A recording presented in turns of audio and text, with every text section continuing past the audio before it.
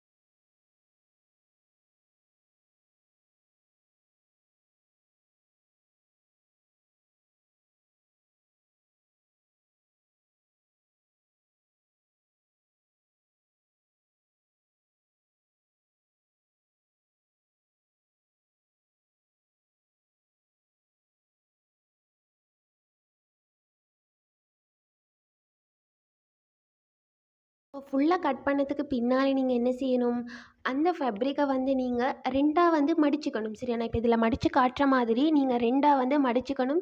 So எல்லா கிளாஸ்லேயும் வந்து மடித்து காட்டுறது இல்லை. இதே மாதிரி தான் நீங்கள் என்ன செய்யணும், அந்த 6 கழுத்துக்கும் ஒரு கழுத்துக்கு 2 பீஸ் மேனி ஃபுல்லாக வந்து கட் பண்ணிக்கணும். ஸோ கட் பண்ணிவிட்டு நீங்கள் அதோட அகலம் இருக்குது தானே, அகலத்தில் வந்து சரியா நீங்கள் என்ன செய்யணும்னா 2 இன்ச்சுக்கு வந்து நீங்கள் மார்க் பண்ணணும். சரியா மார்க் பண்ணிவிட்டு அந்த நீளம் இருக்குது தானே, நீளத்தில் வந்து என்ன செய்யணும்டா 2.5 இன்ச்சுக்கு வந்து நீங்கள் மார்க் பண்ணணும். மார்க் பண்ணிவிட்டு ஒரு பாக்ஸ் ஷேப்பில் வரைஞ்சி அந்த பாக்ஸில் தான் நீங்கள் என்ன செய்ய போகிறீங்கன்னு சொன்னால் உங்களோட கழுத்தை வந்து ஸ்டிச் பண்ண போகிறீங்க. கழுத்தை வந்து வரைஞ்சி நீங்கள் கட் பண்ண போகிறீங்க. ஸோ கட் பண்ணிவிட்டு தான் நாங்கள் என்ன செய்ய போகிறோம், தைக்க போகிறோம்.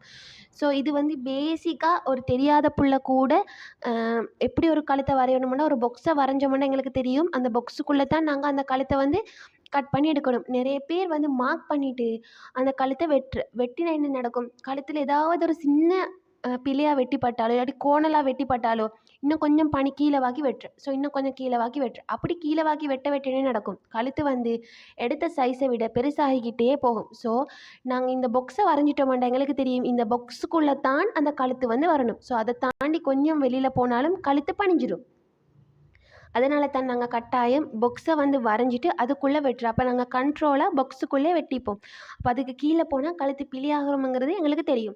ஸோ எப்படி வெட்டி எடுத்துட்டு அடுத்தது வந்து இதுக்கு வந்து நாங்கள் என்ன செய்யணும்னு சொன்னால் ஃபேஷிங் ஒரு துண்டுள்ளுக்கு பிடிக்கணும். அந்த துண்டை வந்து எப்படி கட் பண்ணணுங்கிறதையும் நான் வீடியோவில் காட்டியிருப்பேன். அதே மாதிரி பார்த்து செஞ்சுங்கண்டா ஓகே. ஸோ நீங்கள் இதை வரைஞ்சி எடுத்துகிட்டு கட் பண்ணிவிட்டு என்ன செய்யணும், இப்போ நீங்கள் டபுள் துண்டு தானே எடுத்தீங்க, அந்த டபுள் துண்டுக்கு இதுக்கு மேலே வந்து என்ன செய்யணும்னு சொன்னால் அதை வச்சு சரியா அந்த கழுத்து துண்டை வந்து என்ன செய்யணும், கரெக்டாக வந்து நீங்கள் வரைஞ்சிக்கணும். ஸோ நான் நீங்கள் பிளாக் பென்னால் வரைஞ்சி காட்டுறது உங்களுக்கு கிளியராக விளங்கணுங்கிறதுக்காக வேண்டி. ஸோ நீங்கள் ஃபேப்ரிக்கு யூஸ் பண்ணுற சாக் யூஸ் பண்ணி என்ன செய்யுங்க, வரைஞ்சிக்கோங்க. ஸோ வரைஞ்சிட்டு, நாங்க அதுக்கு ஒரு சின்ன ஒரு 1 இன்ச் 1 1/2 இன்ச்சுக்கு மாதிரி இடம் விட்டு என்ன செய்யணும் அப்டின்னு சொன்னா, அந்த சர்க்கிள சுத்தி நாங்க என்ன செய்யணும், இப்ப நான் வரைஞ்சு காட்டுற மாதிரி வரைஞ்சுக்கணும். ஏன்னா இது ஃபர்ஷிங் சரி. அதாவது எங்கட கழுத்த வந்து நாங்க மடிச்சு தைக்காம, இப்படி ஒரு துண்ட போட்டு தைக்கிறதுனால, எங்கட கழுத்து வந்து நீட்டா தச்சுக்கொள்ள இயலும். சரியா? ஸோ இதில நான் காட்டுற மாதிரியே ஒரு துண்ட வந்து என்ன செய்யுங்கன்னு சொன்னா, நீங்க கட் பண்ணி எடுத்துக்கோங்க. ஸோ கட் பண்ணிட்டு, இத எப்படி தைக்கணும்ங்கிறத வந்து நான் அடுத்தடுத்து காட்டுவேன். ஸோ அதே மாதிரி பார்த்து தைச்சீங்கன்னா ஓகே.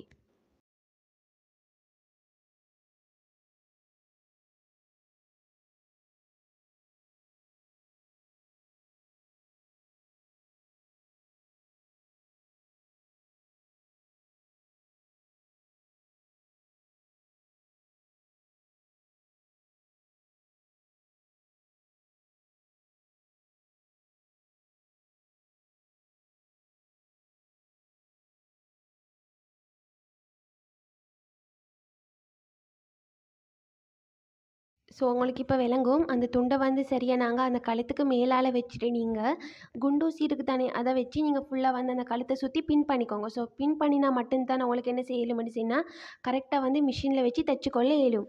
ஸோ நீங்க இப்ப என்ன செய்யணுமெண்டா, அந்த குண்டூசிய வந்து கொஞ்சம் கழட்டிட்டு நீங்க என்ன செய்யணும்னு சொன்னா, சரியா அந்த கழுத்தோட ஷோல்டர் இருக்கு தானே, அந்த ஷோல்டர்ல இருந்து அப்படியே தச்சு கொண்டு வரணும். ஃபுல்லா அப்படியே தச்சு கொண்டு வர வேணாம். கொஞ்சம் நிறுத்தி, நிறுத்தி ஏன்னா நீங்க ரவுண்ட் கழுத்து தானே தைக்கிறீங்க. ஸோ அத நீங்க என்ன செய்யணுமெண்டா, கொஞ்சம் நிறுத்தி, நிறுத்தி வளைச்சு, வளைச்சு தான் தைக்கணும். அப்பதான் கம்ப்ளீட்டா வந்து நீங்க ரவுண்ட் ஷேப்புக்கு வந்து என்ன செய்யணும்னு சொன்னா, தச்சு வந்து எடுக்க இயலும். ஸோ தச்சது